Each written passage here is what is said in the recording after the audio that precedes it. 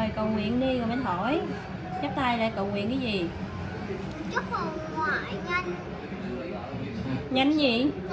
chúc bà ngoại nhanh khỏe.